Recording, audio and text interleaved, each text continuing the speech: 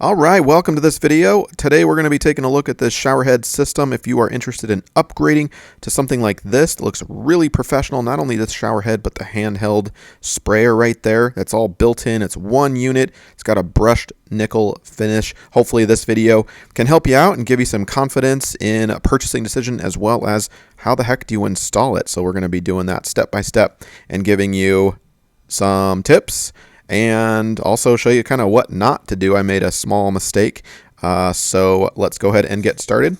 This is the shower head right out of the box, and I bought this online. This thing was super affordable. I want to say it was like $175, $185 plus tax, something in that vicinity. It sure beats a $400 system, and the big question is, do you get what you pay for, right?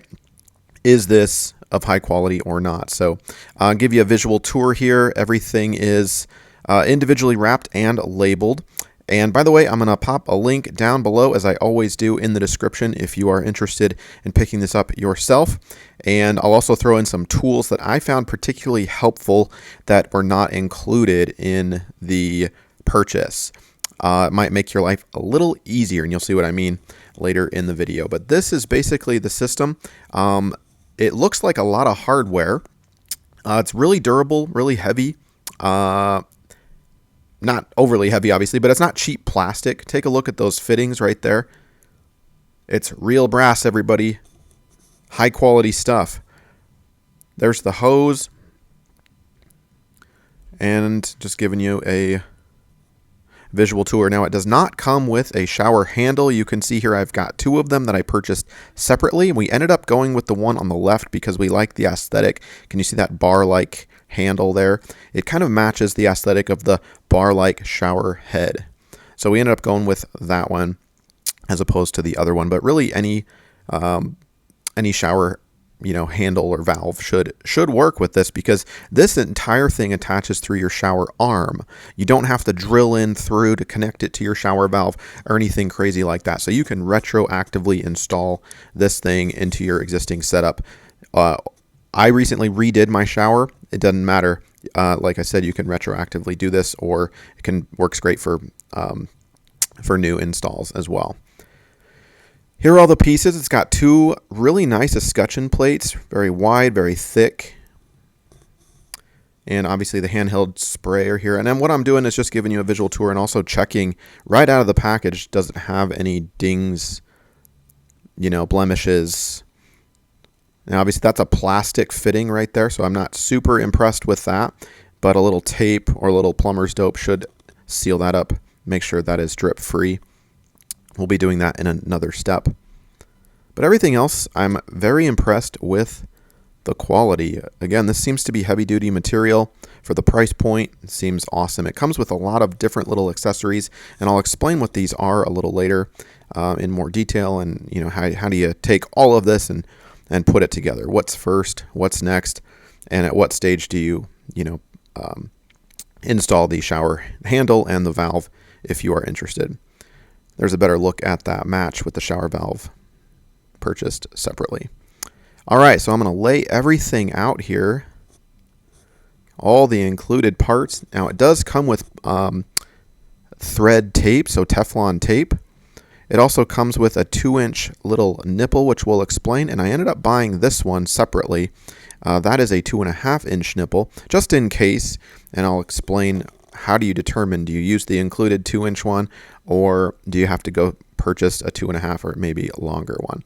So I'll explain that. But first things first, let's go ahead and get things aligned. You're going to start with the two big pieces, right? That big top overarching piece and the main vertical piece. And obviously, look at the instructions as you're watching this. The instructions are decent. They're not super well written, but they're going to help a lot. Obviously, these visuals will help too, but if you're like, wait, which part was that? Have those instructions out, and you can clearly see which one I'm dealing with. But the kind of that rounded top part and the long bottom part just snaps into place, and it's going to secure, not there, but it's going to secure right there. And there's a little Allen, a little hex nut and an Allen wrench that's included. So all you have to do is tighten that up, and you want to make sure things are straight first In other words, you don't want that top piece overarching like sideways or whatnot. So I'll show you how to do that. Oops. They are kind of small, so be careful. They slip out of your fingers pretty easily. I found it easier to preload it into the end of your Allen wrench first, just like that, and then slide that hex nut in. And just get it seated into the threads. You don't have to tighten it up quite yet. Just make sure it doesn't fall out. All right, kind of like that. Once it's seated, you can position the unit upright as shown. Make sure that is straight, not cockeyed to the right or to the left, and then tighten up that hex nut, just like that. Next, we're going to take the two included escutcheon plates. It does make a difference which one is which. I think number 13 is the top one. You can see the hole size is a little different. So the smaller hole goes up top, the larger hole is on the bottom. And we will put those right there for the time being. You can certainly put those on, but we're just going to wait. And instead, I'm going to take you next to the shower wall. Now, if you're retroactively installing this, take out your shower arm. Before you take out your shower arm, make a little indicator to see where it leaves the finished edge installed. Okay, the finished, where does it come out finished at the finished wall? This little line right here, I'm going to mark it, and then the instructions tell you to add a 1/2 inch, and that will determine the size of nipple that you will use. So we've got about 2 inches from the end of the shower arm to the finished wall, and they're going to ask you to add a 1/2 inch. So by that definition, or by that interpretation, we're going to need a 2.5 inch nipple. However, I'm going to use the 2-inch nipple because when I dry fit everything, that's the one that's going to work and look the best. The 2.5 was a little too long. Now, as far as installation, I'm going to tell you what not to do first, and then I'll tell you what to do. The instructions tell you to go ahead and use tape, and that's fine, Teflon tape. But these are two different pieces, and so you're going to have two different joints here where you're going to potentially have a leak. One where the back enters the shower arm, the brass fitting in the very back, and then two right there between those two brass pieces that you just installed. And if they're not tight going in, this is another downside of this model. Do you see this little hex nut? It's incredibly small, and what happens is you're going to end up stripping that out like I did, and I had basically a leak. The back of my shower arm was fine, but that leak right there where the tape is, where my thumb is, that was a leaking point, and no matter how tight I got, I couldn't get it. So I'm going to show you a little trick. Go ahead and cover up the O-ring end with a black little baggie or some plastic and a rubber band. And we're instead going to use a couple of tools. A pipe wrench, you saw it right there, it's red. And we are going to, in a clockwise way, starting from the end, the tip, check out my orientation and the angle, the direction that I'm going. I'm going to apply Teflon tape like the instructions say, right? That's fine. And you can Google how to apply Teflon tape. I'm no plumber, so I don't have any scientific, explanations or reasons for this. But I'm going to, in a counterclockwise way, wrap it around a good 4 or 5 times, just like that, making sure it's nice and taut and tight, not bunched, not crunched. I don't want it to over the top edge there where it's affecting the water flow, but I do want to wrap it kind of all the way around, something like that. So basically, you saw that orientation. You want it to flow in a clockwise way so that when you screw it in, it will not unthread the tape. And next, I'm going to take a little pipe dope, and I know people out there, you can Google it and research it yourself. Should you use Teflon tape and pipe dope at the same time? I don't know. A lot of people say no. A lot of people say yes. You can kind of make up your own determination, but I'm going to apply pipe dope, and I have never used this stuff before. So one tip here for you, I would apply it more liberally than less liberally. If you do a single ring like this, let's go ahead and put that together, and then I'm going to take it off and show you kind of what that looks like. Did it create a seal, right? So we'll go ahead and put that on just like this. And don't back it out, right? If you're going to do this, this is your final one. You don't want to undo that Teflon thread. So keep everything moving clockwise. Apply that pipe dope in a clockwise way also, so it doesn't undo your tape if you're going to do this double seal approach. All right, now this pipe dope is going to give it a little more fluidity.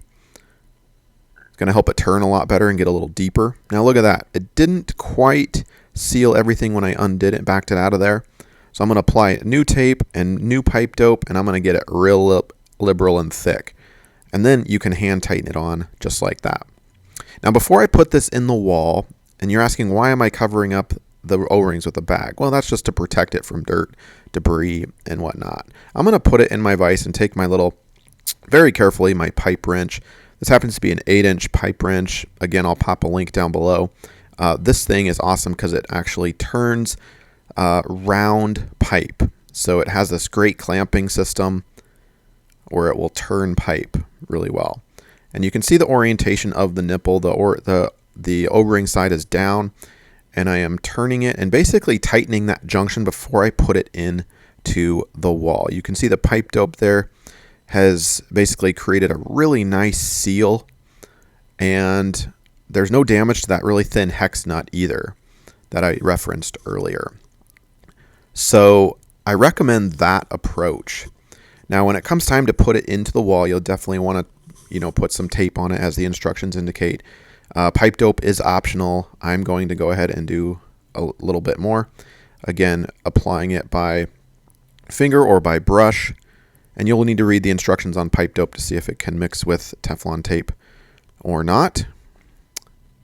And I will go ahead and seat that into the brass fitting in the back of the shower head where that receives the shower arm.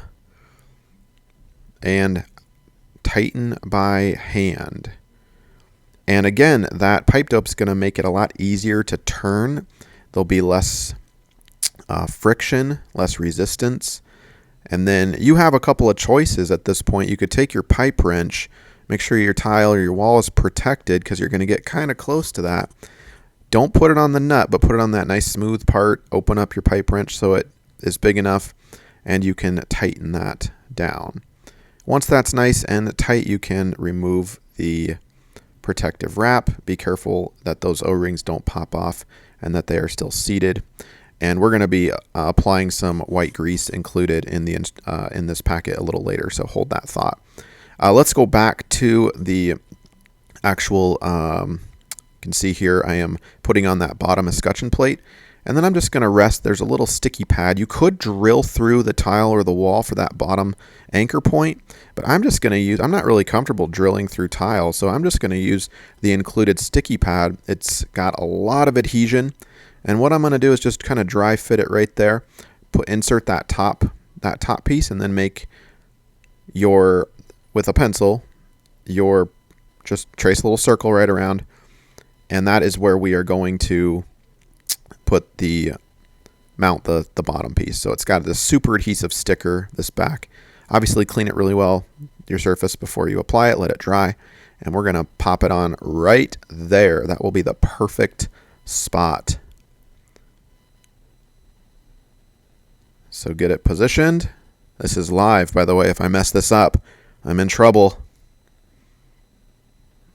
All right, so that is pretty much perfect. I may have been a 1/16 of an inch off or so, but all right. So next we're going to actually put that top piece on, and now you'll obviously want to wait a good 30 minutes before that for that adhesive to dry, and check out how tight that should be. That top piece is. Make sure that compresses all the way against the brass. The bottom piece will slide back and forth, and you'll control that sliding by a little hex nut right there on the bottom piece. And the same thing on the top piece. And make sure this is level. If it's not level, the bottom piece will slide out a little bit more, and you can get that pretty much perfect. All right, moving along, we've got the hose. It's got one rubber washer on each end. Make sure those don't fall out. And you'll take those little plastic pieces off. Obviously, that's junk, just to protect that finish there. And we'll go ahead and screw that in. Now you could wrap it with Teflon tape and even put a little pipe dope on there if you decide to do that. And we'll go ahead and hand tighten this one. I'm not going to put any tape on this one. I'm going to see how that holds without tape. I will put tape on this one. We'll get that threaded in there. Again, maybe pipe dope if you decide that that's something that you want to do as well. And we'll be testing this out to see if we have any leaks here in a minute. Now this is a new shower install, so I actually switched out, as I referenced and mentioned earlier, the shower handle. The valve was the same. This is a Moen PosiTemp valve. And that's the thing. I'll put a link down below for the shower handle. You have to make sure if you're going to buy this one, it matches your shower valve type. Otherwise, you have to buy a new valve and have a plumber install that. But if you have the same valve, Moen PosiTemp, this handle, I think, will do you well. We'll go ahead and get that installed and tightened just like that.